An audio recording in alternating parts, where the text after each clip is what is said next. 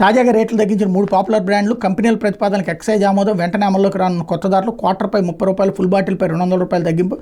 గత ప్రభుత్వంలో తాడేపల్లికి కప్పం కట్టేందుకు జనం నుంచి పిండేశారు. ప్రభుత్వం మాటంతో కమిషన్ల మాయం, 3 రోజుల్లో మరో 2 కంపెనీల ధరలు తగ్గుదలంటూ జగన్ ప్రభుత్వం దిగిపోవడంతో జే ట్యాక్స్ కూడా పోయింది. దీంతో మద్యం ధరలు తగ్గాయి. ఈ జే ట్యాక్స్కు మద్యం ధరలకు సంబంధం ఏంటంటే, వైసీపీ ప్రభుత్వంలో రాష్ట్రంలో మద్యం అమ్ముకోవాలంటే ఏ కంపెనీ అయినా అప్పటి ప్రభుత్వ పెద్దలకు కప్పం కట్టాల్సిన ఒక్కో లిక్కర్ కేసు మీద ₹200 నుంచి ₹250 దాకా వీళ్ళు డబ్బులు వసూలు చేసేవాళ్ళు అన్నటువంటి వార్తని హైలైట్ చేశారు. లేకపోతే గ్రూప్ 1 అది కంచికేనా అంటే ఇద్దరు ఇవాళ ఈనాడు, ఆంధ్రజ్యోతి 2 కూడా ఇదే ఐటెం రాశారు అంటే మేబీ గౌతమ్ సవాంగ్తో పాటుగా ఆంజనేయులు ఈ ఇద్దరిని టార్గెట్ చేయడానికి రంగం సిద్ధమైనట్టు. ముందు ఒక వార్త రాస్తారు పత్రికలు, ఇది చర్య తీసుకోరా అని, ఆ తర్వాత దాని మీద యాక్షన్ అంటూ ప్రారంభమవుతుంది. అంటే ఖచ్చితంగా రేపో మాపో గౌతమ్ సవాంగ్ ఆయన మీద చాలా కోపం ఉంది. ఎందుకంటే చంద్రబాబు మీద రాయిసిరినటువంటి సందర్భంలో అది ప్రజాస్వామ్యంలో ఈ సహజం అని మాట్లాడినటువంటిది, ప్లస్ ఆ రోజున చంద్రబాబుని ఆయన పట్టించుకోలేదు, విలువ ఇవ్వలేదు అన్నటువంటి కోపం ఉంది. అట్లాగే ఆంజనేయుల మీద కోపం ఉంది. ఆ కోపం